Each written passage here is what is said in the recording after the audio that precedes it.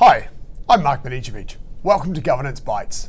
Today it's my pleasure to spend time with Dennis Murray. Hi Dennis. Hello. Hi. So Dennis, like me, qualified as a lawyer but never actually worked in that space. Instead spends a lot of time for a company called CCH writing documents for lawyers, writing books, training books and things for lawyers, and then later actually consulted to a company called Lexus Nexus where he wrote material around governance and those sorts of areas as well, and is now managing director of a company called Dacreed. So very heavily in the governance space. So thank you very much for your time, Dennis. Pleasure. Thank you. So I want to start with a broad question. What is governance? Okay. Well, in the broadest sense, governance is the process of being responsible for managing the operations of an entity. So that entity could be a private sector company, it could be a government sector company, it could be a not-for-profit. Okay. Yeah. And then as you take on board this responsibility, I suppose, to run it, you have to make sure that you've got a defined purpose around what it is that you're trying to achieve for the organisation that you have governance responsibilities for. So having that as a collective purpose around where you want that organisation to go, and then sitting in beneath that, the role of the director as an individual is also to be able to participate in that process. So there's two very distinct different roles for governance. One's a collective purpose, the other one's the individual responsibilities of the directors. Can you talk a little bit about that distinction between the collective purpose and the individual responsibilities? Yeah, I think boards need to understand where it is as an organisation they want, how they want to operate, what they want to achieve, so therefore their goals, probably the things like values, mission statement. So values being what do you all share in terms of how you want to go about this thing that you're all acting in concert to achieve, and then your mission statement, which would be basically what are we going to do as a team to get there. And then when you come down to the individual, it's all about the individual understanding what their individual responsibilities are as part of that team. Now, some of that, it can be quite interesting because you can have differing opinions, but then what you do is that through open communication, you work out where everybody sits within the board. Those board members having in the back of their mind, my role is, as a director, to work in the best interests of the organisation that I'm acting in a governing role to. Mm-hmm. So once you get that clear, and then your personal understanding about how that may work may not always coincide with whoever else sits on the board. Right. Yeah. Right. So then I think that a general rule really for individual directors is to be true to themselves, understanding their role, understanding their duties and their responsibilities, and actually being brave enough to voice those to the team, and then having confidence in that team that they will work through whatever differences may arise, and then they come to a resolution. And then that resolution needs to be captured. Right, and that's the value of having a disparate group of people with different skills and different backgrounds on a board, because they bring different perspectives. And then having those different perspectives, they might come with their own biases and so forth, and through that open and respectful discussion, you realise maybe where your gaps are and what you've missed, and together you come up with the best way forward for the business or for the entity. Yeah, I'd say generally you come up with in most cases you come up with the best resolution for the business, but it's also being open to understanding that actually where you need to get to is a consensus agreement, and so therefore the communication that you have, and then a board might also go, well actually that consensus was wrong, so you do need to pivot occasionally as a board, because the consensus agreement's taking you somewhere where you don't actually want to go, and be bold enough to step that back. So there's always a role for the individual director to say, even after a resolution, look, I think there's an issue here, we need to discuss this again, and we need to see whether or not we change that. But then also being respectful about what that consensus is. Yes. Yeah. Yes, and then that's how you get, really generally speaking, to very good outcomes. Okay. So what determines the governance framework for an organisation? What is it that kind of sets the rules? Oh, yeah, really interesting. Well, from a legal perspective, the organisation rules will be set by the jurisdiction in which that organisation. So the local laws of the domicile of the organisation. Yeah, wherever that may be. So, in New Zealand here, it'll be obviously New Zealand legislation, wherever it'll be, whatever the jurisdiction of the country is. Yes. And you need to be familiar with those rules because they do change from jurisdiction Yes. to jurisdiction, and they'll have different requirements. So understanding those rules will give you the confidence to kind of relax in your role. So once you understand it, Yes. then you do have that confidence.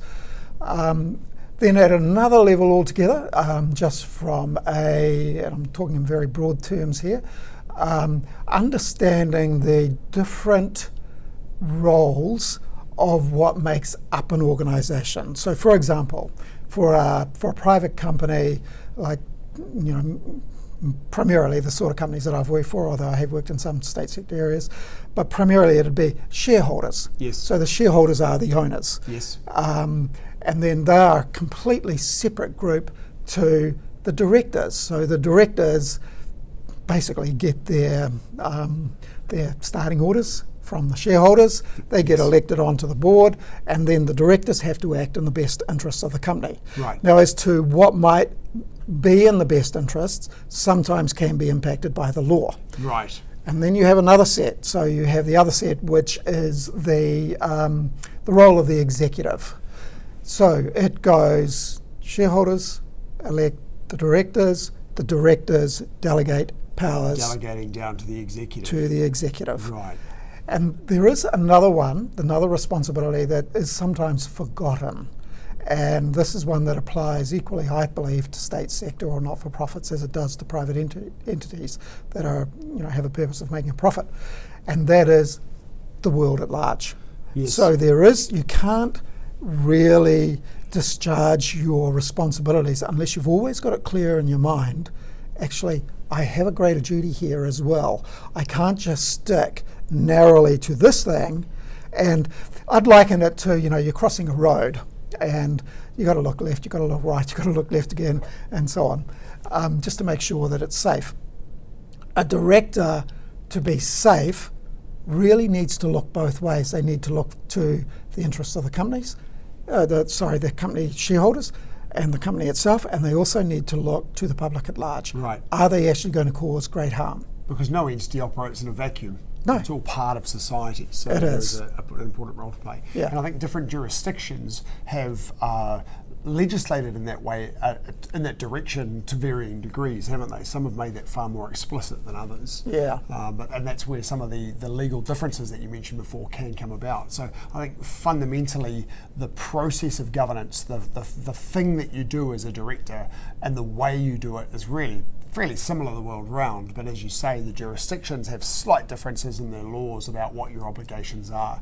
And one good example of that would be, in my industry, certain industries have to have a license, certain entities have to have a license to operate. Yes. And that's a very legal requirement, and the directors have to be aware of that legal requirement so that they can discharge those duties as part of their obligations. So Absolutely. can we take a little bit more into this concept of delegations? Because as you said before, the directors are responsible and representing really the shareholders or the members for a not-for-profit organisation, and they're looking to act in the best interest of the entity as owned by the shareholders or as collectively kind of owned by the members, if you can think of it that way, for a not-for-profit. So the directors have this ultimate responsibility that everything is happening the right way, but they can't do it all themselves. No. So they delegate some of the, or a lot of the actual day-to-day operations and a lot of the other work to the CEO, the executive team. Can you explain a little bit about how that delegation process works and Yes, how it's formalised? Yeah, so the delegation process will be done by resolution. So there will be a decision made by the directors, and there'll be limits on delegations. So, for example, you might say to the CEO, "Well, CEO, you've got responsibility for all executive functions in this way, and the people underneath you reporting to you, but you cannot." For one of a better example, you cannot enter into a commitment greater than $5 million or something like that. Right. So it's a simple, sort of pitch on it. If it's over that, then it's got to go back to the board. The other for approval, right? Yeah. The other one is to be very careful about setting your annual budget, because the annual budget is what is approved by the board, and that's what the executive team is supposed to work to. Right. The executive, of course, will be very involved in setting that budget. Yes. And they will take it to the board often, and then the board will approve it, and then the delegations go down. Now, where you then come to a variation from the budget. Yeah, and if it's outside a delegated authority, you've got to go back to the board. Right.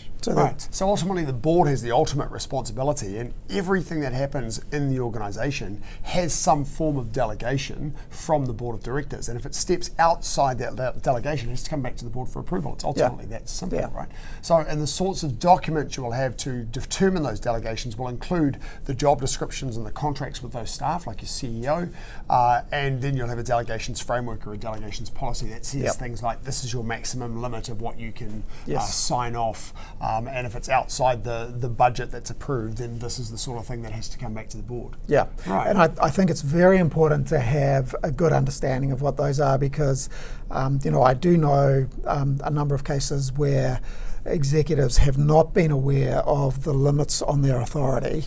And, in a jurisdiction like New Zealand, I can't really talk for any others, but in a jurisdiction like New Zealand, you can get into grave difficulties, legal difficulties, and you can basically end up in prison if you don't act the right way. So your duties and responsibilities need to be taken very, very carefully.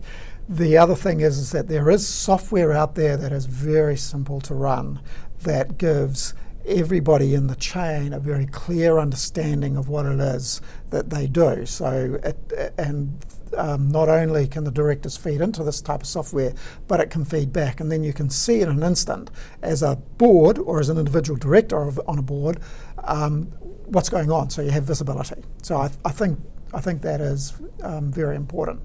And probably just on that point, the other one that I'd say would be to have a way of managing governance that makes it just straightforward and stress-free.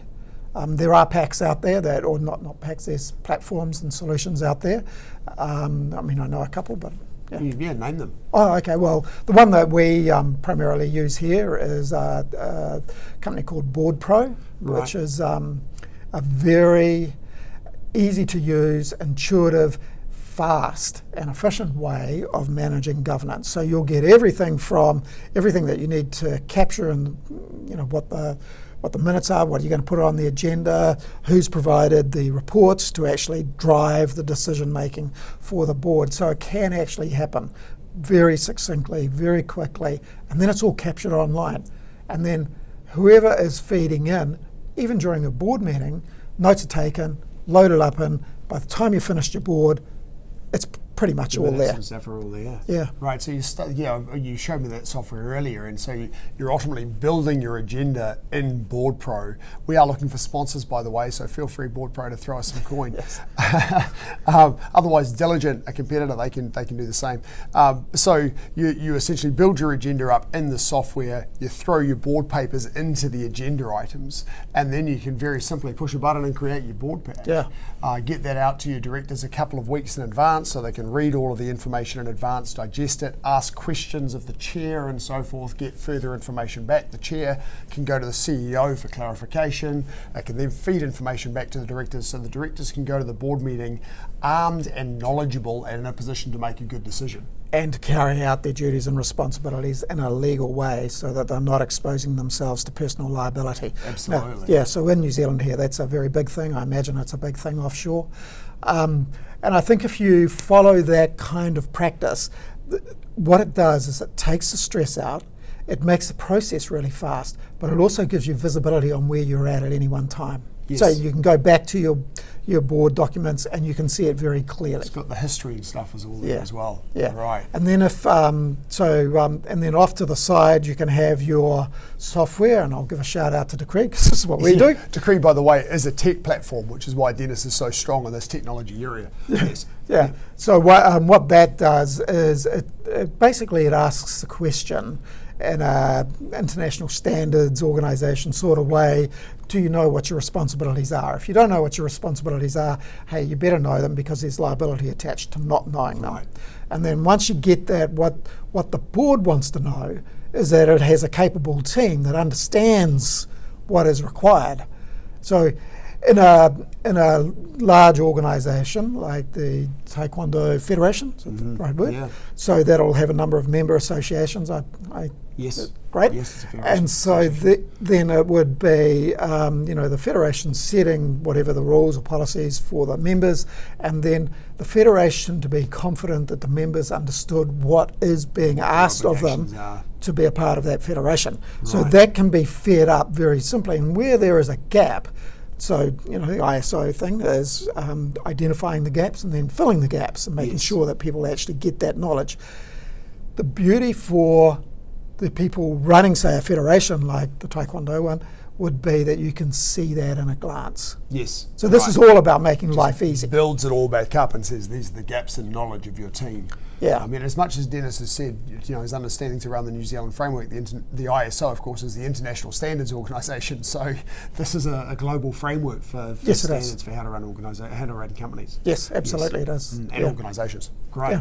Yeah. Okay. Cool. Thank you very much. So, I know that you've found yourself in the past on a board that doesn't really understand its role. And as you've mentioned before, as a director, you have significant liability. So if you find yourself on a board of directors where the board as a collective doesn't really understand how it's supposed to do its job, you can find yourself in a lot of trouble. So how could you deal with that situation? Yeah. Well, I think that the number one requirement is open, honest communication. It is best, of course, to have that communication from a base of knowledge, understanding, what the organisation is trying to achieve. So hopefully you've already agreed on that. And then the other one is, are you operating off a common set of values? Yes. So values drive the way in which you make decisions, not necessarily the decisions themselves. And then when you have, you will have. Well, no, I'm going to phrase that differently. One would hope that you would have on a diverse board different opinions about how to proceed, because then that's very healthy. Yes. And then the question is, how do you resolve those differences and then resolve them in the technical sense by capturing them? So what I always recommend is that open, honest communication from a sense of confidence in what you know that you are required to do. In the sense of in the definition, say, of a director in a New Zealand company, the New Zealand director is required to act in the best interests of the company, not of the shareholders, not of themselves. Yes. So that's a very clear distinction. The other one is that where you have the advisors to a board, you need to be very careful about how that is managed. So an advisory board is not a board. No. Consultants to a board is not a board. The power lies with the board. What the board needs to do is that they need to be able to see the advice. Now, a board may not always take on advice because they may have a difference of opinion to it. Then again, it's a matter of working through that in a way that is respectful of the legal advice or whatever sort of advice you've received, and unpack it and then see whether it aligns with where you want to go. Right. So I think if you get these sort of conflicts, open communication, confidence in what you're wanting to do, working together in concert with values to ultimately meet the purpose of the entity. Organisation. Yes. Yep. Yes. Yes, we haven't talked about, and we won't get into in this conversation, that whole setting the direction and having a strategy and moving forwards. And then what we're talking about here is making sure that aligning the opinions for how to deliver on that strategy. It is very important to have a strategy. Yeah, of course, absolutely. You're not going to get anywhere. Yeah. So as a director, you've been a director on a number of companies over a number of years, what's the best advice you've been given? Not to concede your power. So I think it is important. So you can be sitting on a board, and there will be differing opinions. You may be in the minority. Mm-hmm. However, I think it is still healthy and important that somebody who is in the minority to still voice their opinion in the face of a majority. Now, then, as the board moves forward and comes to a resolution, and it may be a resolution to that you don't agree with, Yes. be respectful Of the decision. of the decision. Right. Yeah, and then when you work through things in that way with respect, you can have good outcomes. Also, I think that there is a case, and again, this comes back to the advice, don't concede the power. So if you have a continuing belief that you may, in fact, have an opinion that's worthy of note, you can raise it again. Yes.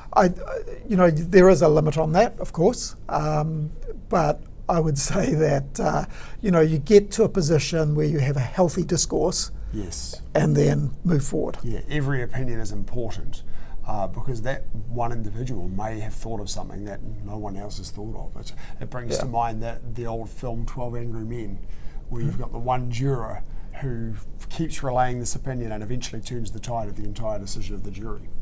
Try to bring in all the information that you need in order to make a decision that's one, lawful, and two, in alignment with the organisation's purpose. Yes. Yeah, which comes back to what we were talking about before about the importance of having board papers and having the information well in advance so that the directors can understand the issues, ask questions and things before they're asked to make a decision on them. Well in advance so they have time to digest it. Yeah. Right. I would generally say you need your board papers at least a week in advance. Right. I mean, anything shorter than that, you don't really have a full opportunity to go through the issues. Absolutely, and as a not-for-profit, possibly slightly longer because your not-for-profits will have day jobs and things that have got to work these things around. Well, yes, and also larger organisations like a federation. Where the issues can be more complex. Yep. Yeah, absolutely. Definitely. Well, final question for you then. With your experience, your wealth of experience, what advice would you give to a new director?